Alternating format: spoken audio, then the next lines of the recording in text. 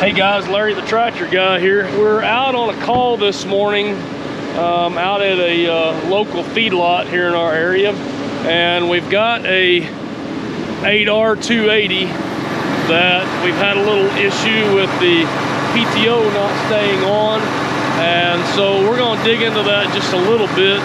And first of all, we're going to check codes on it. They use this tractor on a vertical mixer, and they mix up their feed here with various things that they feed their cattle with, and so they really depend on this tractor to run. And so if that PTO is not running that mixer, then it's a big problem. So they unhooked the tractor and hooked on to a different tractor so that they can go ahead and feed. So we're going to dig into that a little bit, see what we get into. So we're getting a live connection going here with Service Advisor. We did have several codes, and we went ahead and cleared all of those. Had quite a few stored codes for various different things, and so we went ahead and cleared the codes. And so the code that comes back active is an FCC 1504.03. okay, and it's referring to operator presence circuit fault, which is going to be the seat switch here and under the bottom seat cushioning here. Okay, so we're going to take a look at that and see what we've got going on with that. But I like what it says here. It says vehicle performance is degraded, so use clutch or brake pedal to indicate operator presence. So that's sort of like redundancy system, so that you can actually operate the tractor with the operator out of the seat switch having a problem. Okay, so you could use your brake pedal or your clutch pedal to indicate operator presence, and then go ahead and finish the job that you're doing and then get it repaired as quick as you can. So just keep that in mind, that it does not completely disable the tractor. Okay, but we're going to go ahead and dig into the seat switch and see what we can figure out here. We're in Service Advisor. It's led us to this address to go and view these addresses on the corner post display here. Okay, so I've got these addresses pulled up here. The FCC address 53257 here that says operator seat switch, and then also operator seat switch voltage, the 53258 address. Okay, and as you can see here, the voltage is right around 4.9 on the address 53258. The 53257 is showing inactive. And if you notice here, I am currently setting in the seat. Okay, and so the 53257, if the operator is in the seat, it should show active here, and it does not. Okay, which pretty well tells me that we've got a faulty or failed seat switch. Now, I do have another 8R280 here, and I'm going to show you real quick what that looks like. Get up in the tractor. Okay, and you can see that 53257 is showing inactive there. Okay, and I'm going to set in the seat, and as soon as I set in the seat, it goes to active. It changes from inactive to active on that address. And then also, if you notice, the voltage changes here too to a 3.3. okay, and as I get up, it goes inactive. Set down, it goes active. So just a real quick way to diagnose that problem is to go ahead and jump in Service Advisor and follow through those diagnostic steps. Okay, so we're going to go ahead and remove that seat cushioning so we can get into that operator presence switch. So we've been doing some voltage checks and some ground checks on the seat switch in this 8R280. I disassembled one of these before so I could show you what the seat switch operator presence switch actually looks like. Okay, and so these are the 3 sensor pads that drive that circuit for that operator presence switch through this 2-wire connector here.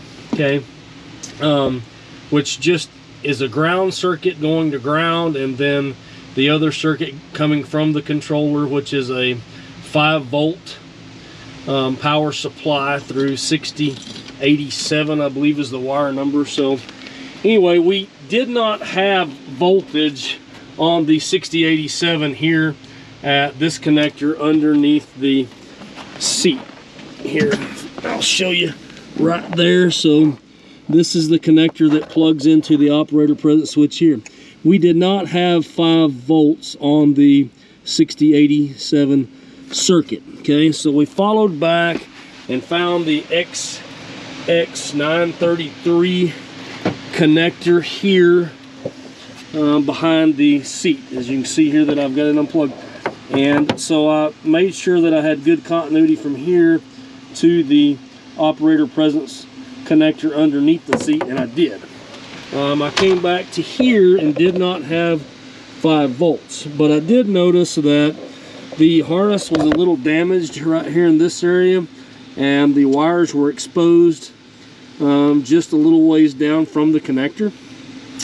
And so I opened that up and found the 6087 wire that drives that circuit. Okay, and I just kind of pulled it out of there a little bit to inspect the wire, and when I pulled it out, it was really loose. And as you can see, I pulled it all the way out of the harness up under the seat.